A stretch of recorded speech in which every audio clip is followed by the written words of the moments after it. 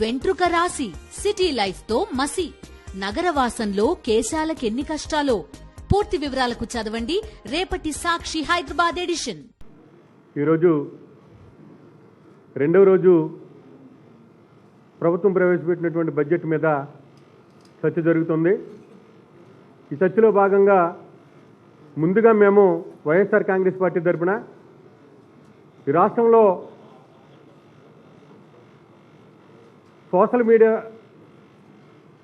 వాలంటీర్ల మీద, ప్రత్యేకంగా వైఎస్ఆర్ కాంగ్రెస్ పార్టీ కార్యకర్తల మీద జరుగుతున్నటువంటి అన్యాయాల మీద వాయిదా తీర్మానం కోరటం జరిగింది. దాన్ని చైర్మన్ గారు తిరస్కరించడం జరిగింది. తరువాత సభ వాయిదా పడిన తర్వాత, సభ మొదలైన తర్వాత మా సభ్యులు బడ్జెట్ మీద ప్రసంగం చేస్తున్నారు.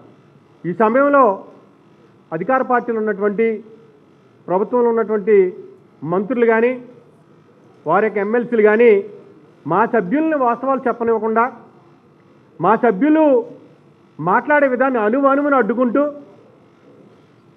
వారు ఏదైతే ఇచ్చారో సూపర్ 6 హామీలు, వాటి కోసం మా సభ్యులు ప్రశ్నిస్తుంటే అవి నిజాలు మాట్లాడుతున్న ఆలోచన విధానంతో, ఆందోళనతో ప్రతి విషయం మీద అడ్డుతలడం జరుగుతుంది. మా ప్రతిపక్ష నాయకుడు, మా మండలి, మా నాయకుడి గారు బొత్స సత్యనారాయణ గారు పదే పదే చైర్మన్ గారి ద్వారాగా ఆ మంత్రులకి, వాళ్ళ సభ్యులకి విజ్ఞప్తి చేశారు. ఏమనంటే, మా సభ్యులు మీరిచ్చిన బడ్జెట్ మీద మాట్లాడుతున్నారు. వారు మాట్లాడే విధానం పూర్తిగా మాట్లాడిన తర్వాత అవన్నీ నోట్ చేసుకుని, మీకు డౌట్స్ ఉంటే, మా సభ్యులు మాట్లాడేది ఎక్కడైనా మీకు సందేహం ఉంటే మీరు దాని మీద వివరణ ఇవ్వండి అని పదే సార్లు చెప్పడం కూడా జరిగింది.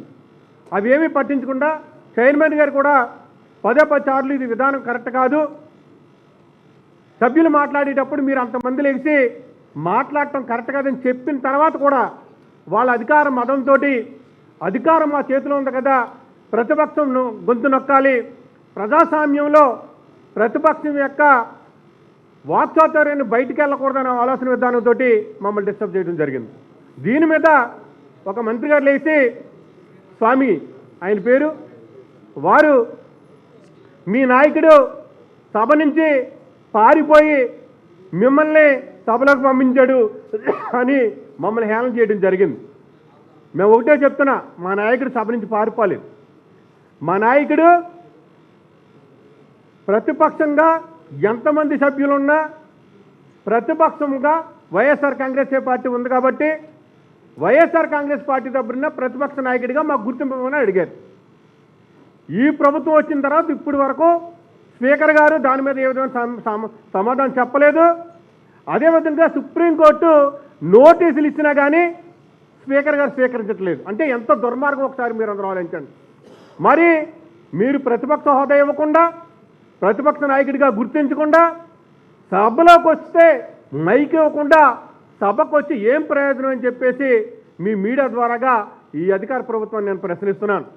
మరి అలాంటప్పుడు మీరు సభలో మమ్మల్ని హేళనగా మాట్లాడినప్పుడు మేము కూడా మాట్లాడటం జరిగింది.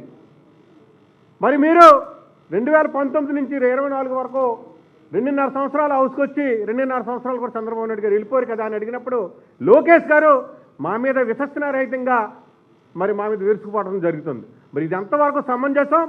ఇది ప్రజాస్వామ్యంలో ప్రతిపక్షంలో ఉన్నటువంటి ప్రజల పక్షాన్ని మాట్లాడుతున్నట్టు మా యొక్క గొంతుని నొక్కే విధము, మమ్మల్ని భయపెట్టే విధం చేస్తున్నారు. ఇది మంచి పద్ధతి కాదు. ఎందుకంటే అధికారం అనేది ఎవ్వరికీ శాశ్వతం కాదు. అధికారం అనేది ఎవ్వరికీ శాశ్వతం కాదు. 164 సీట్లు మీకు కూటమి ప్రభుత్వం తరపున ప్రజలు కట్టబెట్టారంటే ప్రజల యొక్క అవసరాలు తీరుస్తారని ఇచ్చారు మీకు.